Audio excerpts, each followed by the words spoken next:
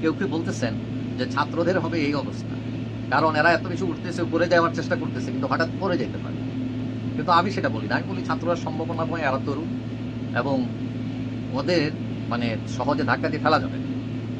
কিন্তু সমস্যা হচ্ছে ওরা প্রথমেই ধাক্কা খাইলো যেটাতে, সেটা হলো যে তারা যে আন্দোলন করছে এতজন, তারা নির্দলীয় বৈষম্য বিরোধী ছাত্র আন্দোলন বহু ধরনের হাক ডাক দিচ্ছে, কিন্তু এখন দেখা যায় তার ভিতরেই শিবির, ইসলামী ছাত্র শিবির, তাদের সমন্বয়, এবং তারা এটা টেরই পাইল না।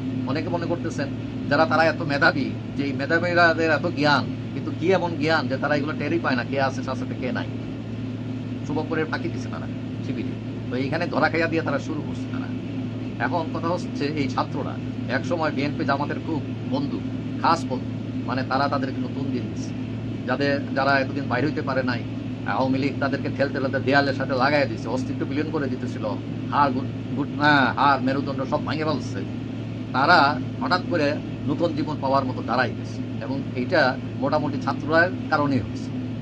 এখন কথা হলো ছাত্রদের যে দাঁড়াইছে, দেওয়ার পরে এখানে আবার শুরু হয়েছে বিভিন্ন ধরনের সুবিধা অসুবিধা, যার যার হিসাব, যেন সবাই তো সেলফিশ, ক্ষমতা হলো সবার কেন্দ্রবিন্দু, ক্ষমতায় যাইতেছে, আর ক্ষমাইতে যাইতে গিয়ে বিএনপি অস্থির হয়ে গেছে যে তাড়াতাড়ি নির্বাচন আমরা চলে যাব।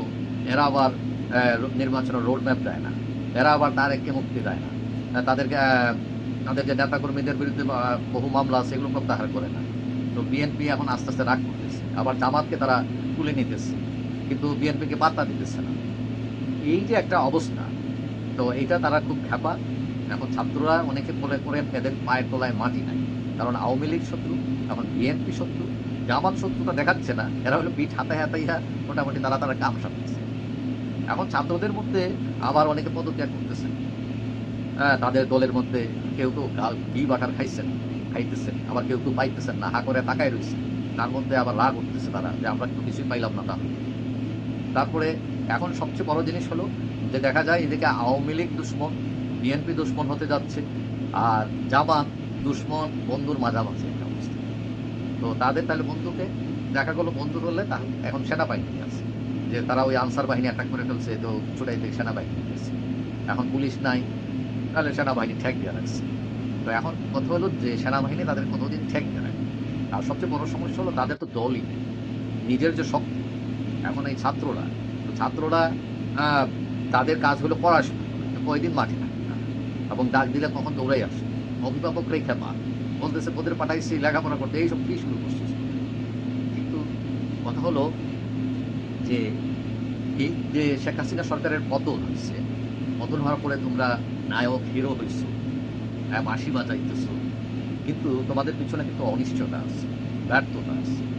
যেমন এই যে তোমার দ্রব্যমূল্যের এত দাম, এইটার ব্যাপারে তোমরা কথাই বলছো, তোমরা খালি ফেসিবাদ করে চিল্লাইতেছো।